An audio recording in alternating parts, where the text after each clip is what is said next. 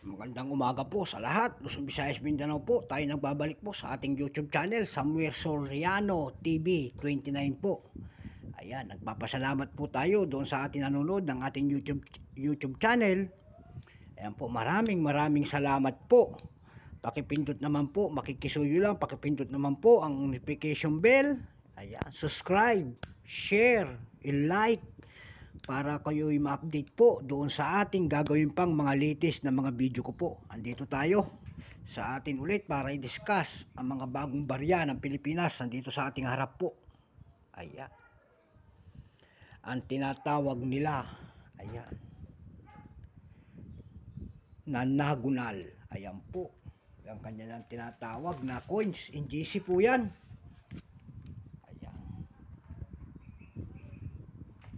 NGC. Ayan po. Tatalakayin po natin ito, yung 2019. Ayan po. Kasami kung ano-ano lumalabas sa ating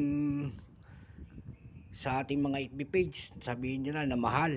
Ano na, tignan natin talaga kung mahal itong coins na ito. Luzon, Visayas, Mindanao po, kung saan kayong panig ng mundo po. Ayan. Sa ating mga kolektor ng Pilipinas, ayan po, mayroon tayong pag-uusapang barya na naman dito sa ating harapan. Kung tawagan nila po ito ay NGC. Nakapaloob po ng NGC. Ayan, nanagunal po. Ayan, 2019. Ayan, bago tayo magsimula, kilalanin muna natin ang coins na po ito. Issue, Philippines, period, Republic, 1946, up to date po, type, standard circulation coins, years, 2019 hanggang 2021 po. Value, 5 pesos, currency, piso, 67, up to date, composition, nickel plated steel. Namamagnet po. Ayan, subukan ho natin. Ayan po, magnet, namamagnet, magnetic. Ayan. Mayroon pong haba ito na 25 mm po. Mayroon pong bigat na 17.4 grams. Ayan po. May kapal naman po na 2.2 mm. Shape, nonagonal po, 9-sided. Ayan, napakahirap. Non-sided po yung kanyang tagiliran. Ayan po, orientation po, middle alignment, number N-187-351, reference number KM-3112, Andres Bonifacio po ito, yun na nasa baba. Ayan po. Ito po ay year 2019. Ayan po, frosted. Magaganda pa sana. Ito magaganda pa, pero pagtagal ng panahon, kinakalawang po ito. 2019, ayan po sa ating harap, 2019 po, ang gaganda pa. Ayan, nakakasilaw, ang ganda. Kaya pag nakapagtabi ho tayo nito, ayan, magaganda pang klase kasi nalaglag pa. Dumako naman po tayo doon sa ating numista.com po. May mga ano na po ito, ang ginawa po ng 2019 po ito, napakarami, 88%. Percentage lamang po ang ating binibigay ng ating mga bangko sentral sa mga ganitong ginagamit pang coins. Mayroon tinatawag yan. Ayan po, hindi pa sila nagdideduct kung ilang vintage nito kasi ginagamit pa.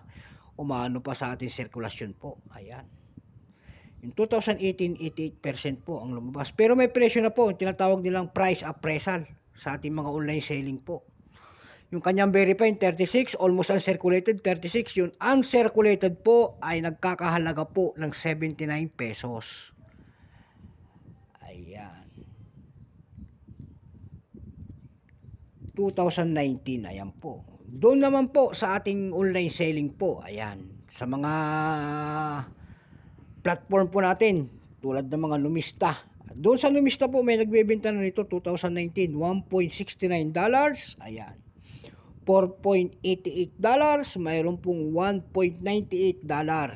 Ayan, dollars na ang pinag-uusapan, mga kapatid.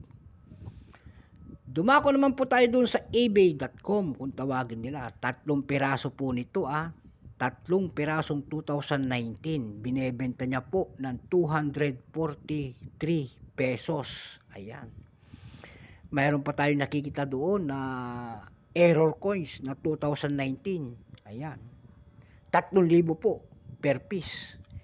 for example, papakitaan ko po kayo. Kasi meron tayong error na 2019. Ayan. Kita nyo ba? Ayan po.